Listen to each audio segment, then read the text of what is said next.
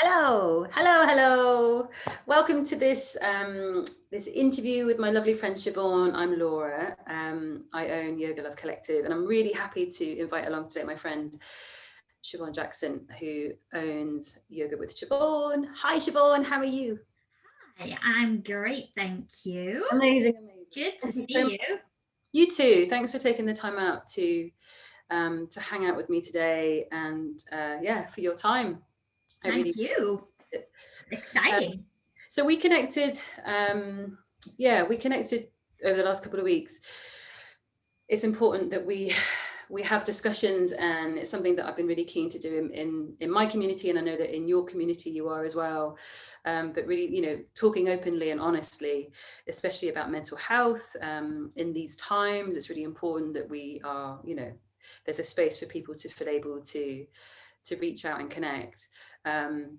So I just wanted to speak to you because I know that you've been doing some study recently. So maybe you could tell us a little bit more about what you've been up to. Yeah. So it was actually my teacher who I did my teacher training with, Emily Young, who posted a link on Facebook. So the teacher that I did the mental health first aid training with was a yoga teacher that she knows from Cheltenham or something. And I don't really know what the connection is, but yoga world, Yeah. everyone knows everyone, right? So yeah, as soon as I saw it, I didn't even hesitate. I was like, I'm doing this. Looked into it, having it. And it was online over 2 weeks, so 2 evenings, twice a week for 2 weeks. Yeah. For like 2.5 hours each time. So it's quite intense with work and stuff, but it's only 2 weeks. Yeah. And I think the thing that personally, it was something that I felt I had to do because I've suffered from mental health really, really badly in the past. Mm. Um, and I'm fortunate because my partner Amy, she sort of just knew what to do, and I've told her she needs to write some kind of handbook or blog or something to help her partners or something. Yeah. And it's always made me think, well, what if the shoe were on the other foot? Would I know what to do if it was Amy? And I thought, do you know what? I wouldn't. And Mhm. even in my day job as a school teacher, when teenagers are crying and they've got those I don't want to belittle them by saying teenage anxieties, but the teenage centered in terms of the topics of their Mm. anxieties. I often feel like I'm not really sure what to say. Mm. And so that was one of the reasons for me to do the course. Like, do I know how to handle somebody else who needs mental health support? Mm. So yeah, so that's why I took this training. I have the big chunky manual to hand now. Mhm. Amazing. So worth it, so worth it. And it's got an absolute wealth of knowledge and resources that you can direct people to and things like that. So yeah. So, so have you, apart from your own sort of desire and sort of connection toward the course, have you come across those instances in so you mentioned there at school, like I know your day job, you're a teacher, but you're in the educational system, but also you teach yoga on the side, which I know is a massive part of your life. So have you also found that in that area this will also help you, or how what's the kind of the layover, what do you think sort of the crossover is, or that you might be able to use it perhaps even in your experiences? Does that make sense? Outside of school, outside of teaching yoga, I mean outside of education and teaching teenagers, Mm. do you think it will be translatable? Oh, 1,000,000%. Because this course was actually run by a yoga teacher herself. Okay. So she's done the mental health training as well. So her she's a bit like me. She's got two jobs, kind of thing. She's part-time one thing, part-time another. And so her primary job is this, I suppose. So it wasn't focused around school or anything. It was very everyone focused, if you like. Yeah.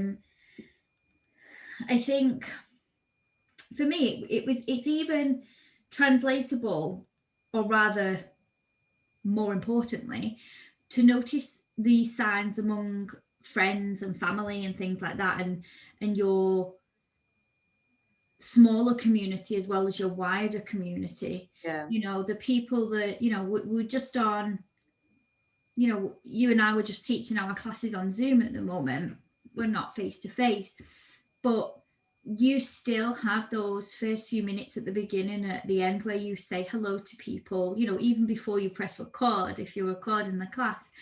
And it's those times that you notice people, and it's, you know, the body language, it's the tone of voice, it's the words that they use, the stuff like that, and it's just making you aware a little bit more.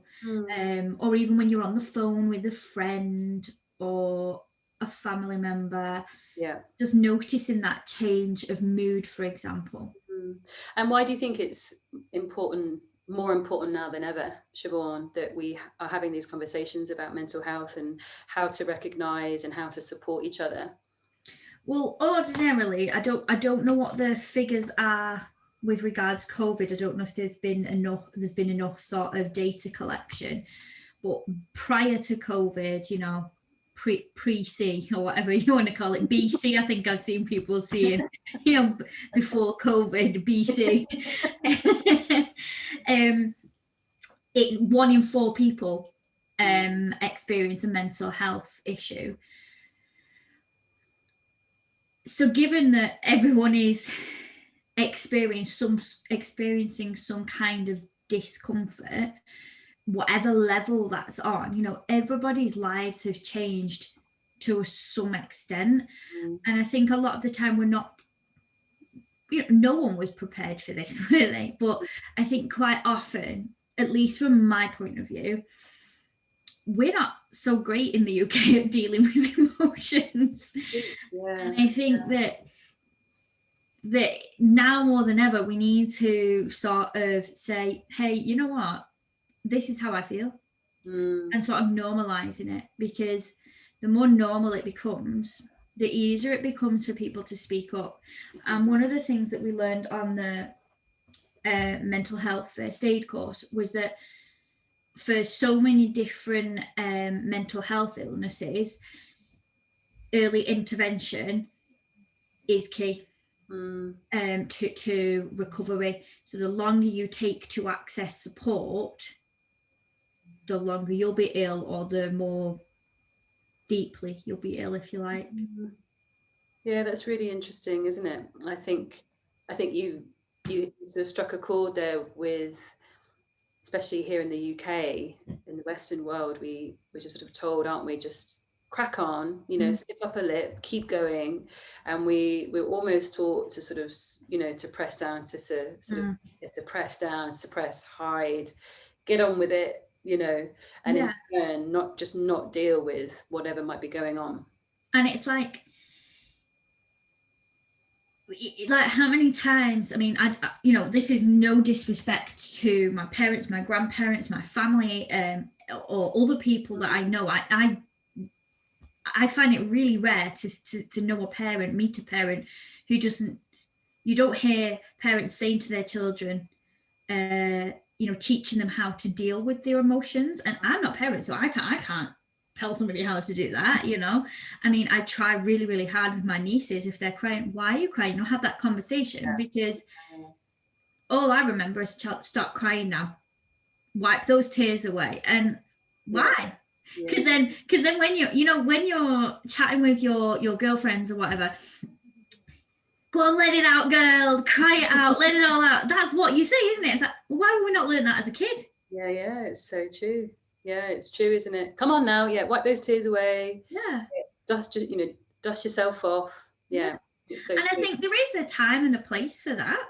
You know, but equally, we need to learn how to deal with our emotions. Like that was when I was really, really poorly, like that's what we uncovered during therapy, that I was excellent at sweeping stuff under the carpet, but there's only so much space under the carpet. Yeah, there you go. So And the carpet's only so big, isn't it? Only... Unfortunately, especially when you're my size. So we connected, I think it was about, was it 5 years ago? Correct me if I'm Something wrong. like that, yeah. We connected through yoga.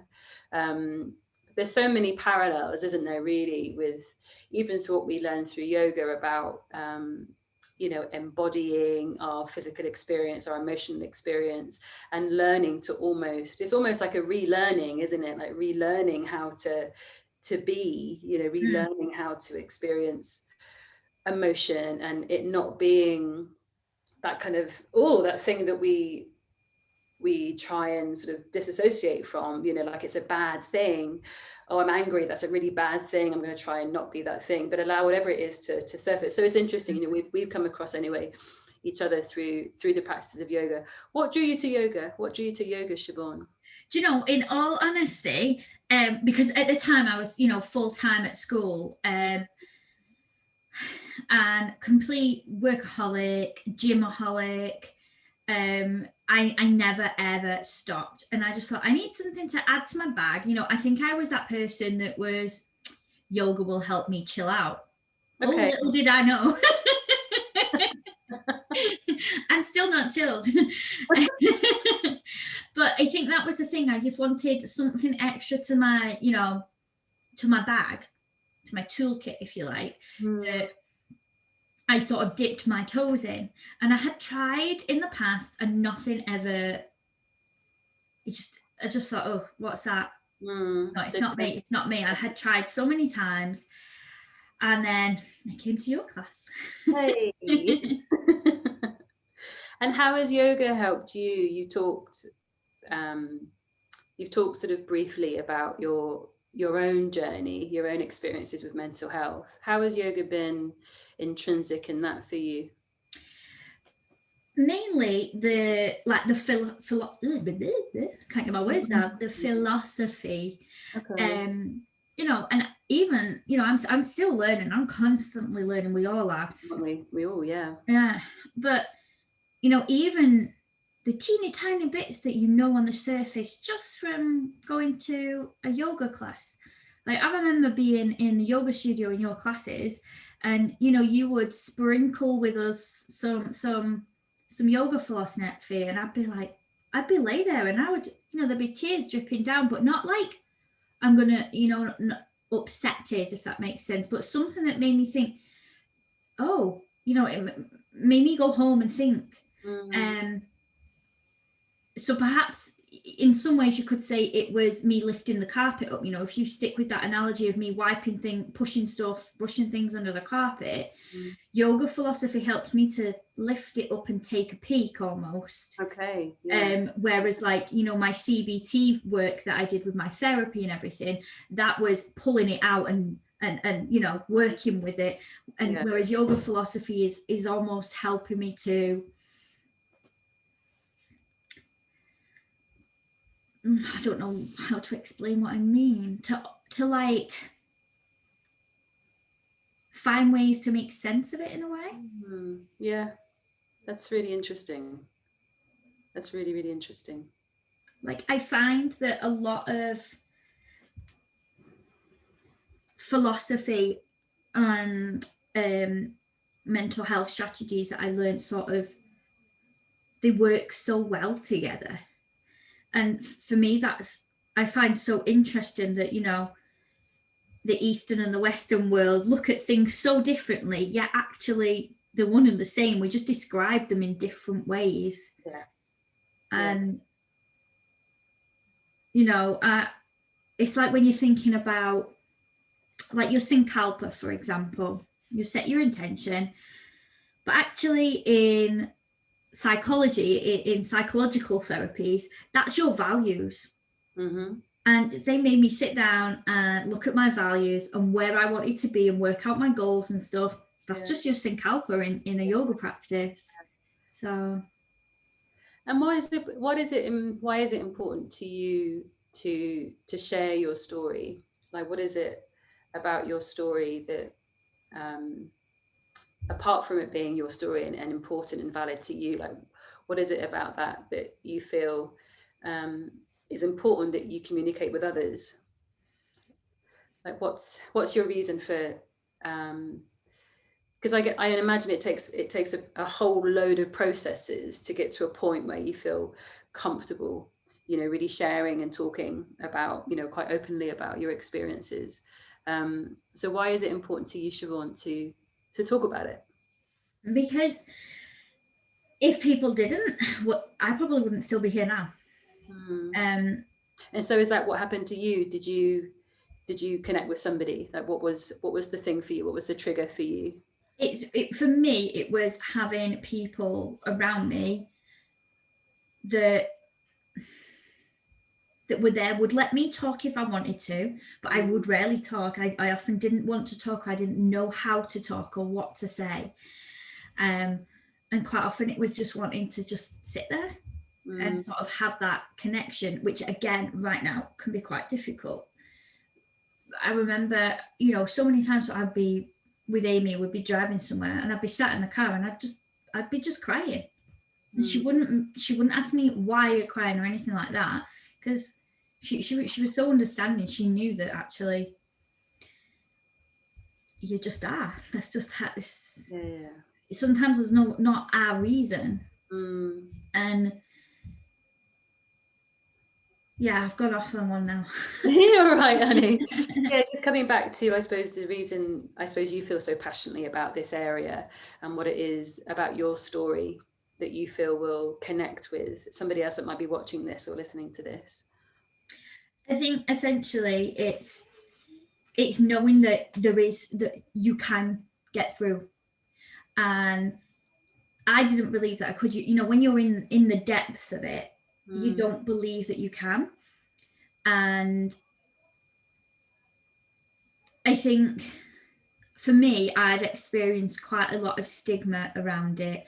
I've been told in the past, we just want happy Siobhan back. You know, so you know, at the time I remember thinking, well, get to the back of the queue. You are not on my priority list. Do you know what I mean? And I tried to take my own life. So to say that to somebody who didn't want to be here is the wrong thing to say. Yeah. And I think for me, it's getting that sort of message out, that being careful with what you say, but accepting that you might also be learning. Yeah. But I think the more people that are aware of these things, I think for me, I've experienced a lot of people paying lip service to it's okay to not be okay, but then actually not allowing you to not be okay. And you know, some days I wake up and getting out of bed is the hardest thing I will do that day. Other days, today I've been gardening. Go me, I've done some schoolwork, looked after the nieces, done some gardening. Today's a good day. Yeah. Who knows what tomorrow will be like? Yeah. But it's knowing that there's people around that either are in your position, have been in your position, or will be in your position. You know, 1 in 4. Yeah, it's huge, isn't it? Yeah, it's huge. So I suppose it kind of leads us on, like, so what can people do? Like, what was the thing that, like you say, that you've been in some really difficult places? Was it people around you? Was it people around you that held you and caught you? Or was it a combination of things? So what would be your message to somebody who might be watching this, who would be like, there's nowhere I can go, there's nothing I can do, I'm completely, you know, like you say, now more than ever, you know, we're really limited in terms of what we can do, where we can go, who we can see, and people are feeling incredibly isolated, and like all the walls are closing in on them. Yeah. I think a lot of the time, you know, you'll see these posts on social media, you know, I'm here for you if you need me. Well, if it was me, I know I didn't, and I still don't want to reach out. Yeah. But making it clear that you can do, that is a good thing. Yeah. I think a lot of the time it's trying to figure out what works for you. you know, everybody is different, everybody is unique. And again, that's probably where one of the yoga things come in for me, but it is so true. You know, I am absolutely no expert in mental health, absolutely not, but I'm expert in my experiences. Yeah. And a lot of the time, you know what to do, but it's remembering. And that's basically sort of the therapy that I'm going through right now, because I've got a lot of the strategies, I'm not using them. So my thing is, I rely on Amy. If I wake up in the morning and I'm, you know, I know it's going to be a bad day kind of thing, I'm like, Amy, today's not a good day. I don't feel good today. And she helps me, which, yeah, is great. Yeah. But I am me, she's her. So it's sort of finding what works for you. And there's so many things out there. And there's a lot of support online from the NHS, and everyone always thinks, oh, there's no point because I'll be on a waiting list forever. But actually, most local councils, most local authorities have bought into this. I don't understand. I'm saying they bought into this program, but I don't understand the behind the scenes of it. Sure. Yeah. But basically, it's you can self-refer. Okay. So you don't even need to go to your GP or worry or anything like that. Someone calls you up and does sort of a brief assessment on you, and they call you, I think, within like a week or something. Okay. It's really quick, you know, it's a telephone call, and they assess what level of therapy you would need. And then this online program is called Silver Cloud. Okay. And they will put you on it, and you have like a module, if you like, a week to do, and you have a supporter, i.e. like a therapist, and they're helping you on a weekly basis. So you've got, you know, your strategies, mindfulness activities in there, and a lot of them, you know, I've done them and I thought, I'm going to do a deeper one that I already know from yoga kind of thing, but it's that thing that I know what to do. Yeah. But it's reminding yourself. And maybe some people don't have the strategies, and then go use that self-refer. Yeah, that's a great thing to know. I didn't know about it. I've sort of spread it all around at school, because it's not just, you know, depression, anxiety, the stress, and all sorts of other mental health conditions that it could help with. So it's making sure you've got that. That's it. It's even, you know, and that's the thing with mental health, isn't it? It's recognizing that even people who are, you know, they're out there, they're working full time, they're managing, you know, 3 kids in a busy household, you know, can experience overwhelm, can experience fatigue, can experience burnout. You know, all of these things are also really, really prevalent right now, feeling like they need to be doing everything, looking after, being the provider. So it's not, you know, it's not just limited, is it, to individuals that perhaps are isolated, but also people that on the surface might be looking as though they've got it, that they're sorted, and that, you know, they've got everything under control. But actually, you don't know what's going on behind that closed door. Exactly. Yeah, exactly. It's like, you know, it's that whole thing. Social media gives you that false image. And I think that's why I try, at least, to just be me on my social media. And the amount of people who say to me, you're really supportive of mental health. And I'm like, yeah, because, you know, this is me. And it's that whole, I am who I am. And if, like, I don't look good today, I'm still going to do that recording. You know, I've not washed my hair after doing the gardening with you, but this conversation is more important than me making sure I look glam. So it's about making sure that, you know, if that's what you want to do, brilliant. If that makes you feel good, but finding what is your thing, and sort of having that thing for you, that really, really helps. And that, again, that's where the yoga helped me. I just lost all interest of doing anything. And the only thing that it wasn't even the yoga asana, it was the philosophy. sort of made me go. And sometimes I'd be like, can't be bothered doing this, and I just do it anyway.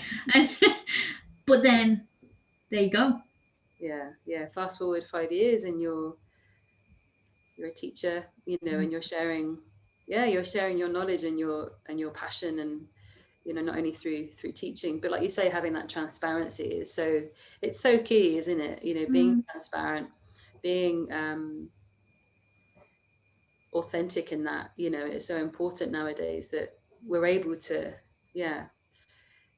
connect to individuals and feel this authenticity, which is why I'm so chuffed that you've been able to share with me, because you're a good friend. I just hope that people would sort of feel like they could talk to me if they wanted to. I've not got the answers. I am not a therapist. I don't have, but hopefully I can point you in the right direction. I'll share my story with you, whether you're going through something or not. If you want to know my story, I'm happy to share it. If I can share any strategies that work for me so that you can give them a go, fine. But, that's all I can do. But if that is something, brilliant. Absolutely.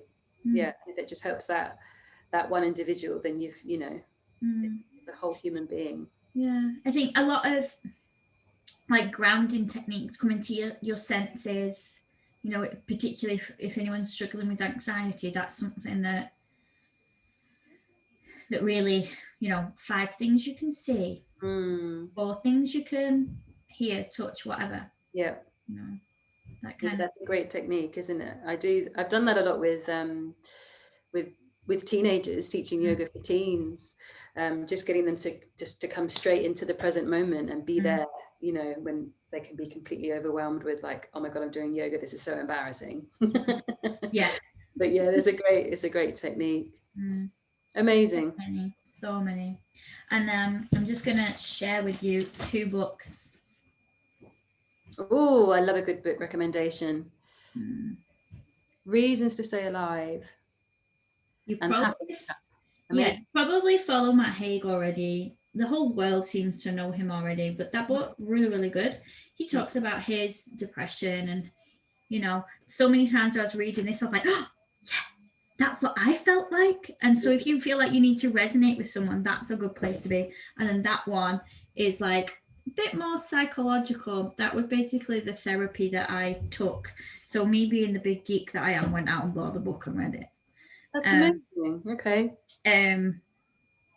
But yeah, it's for stress, anxiety, and depression, that one. But yeah, one more practical, one more someone else is in the same boat as me. So amazing. Thank you for sharing that. And I'll add the links as well underneath. And the Russ Harris as well, the more psychological one. His website has got a ton of really good short video clips on as well to help understand, both for you if you're going through something, or if someone is going through something.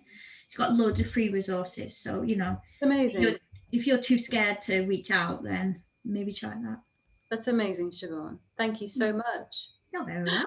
Thank you so much for joining me. Thanks for giving up half an hour of your day. Anytime. I really appreciate it. Yeah, and it's just a joy. It's a joy to have you here. And I know that I'm very lucky. I'm very grateful to have you in this community, and I'm sure many people are. So thank you. And I'm grateful for you for making me stick with yoga without even realizing it, Pleasure. Thank you so much, my love. Lots of love.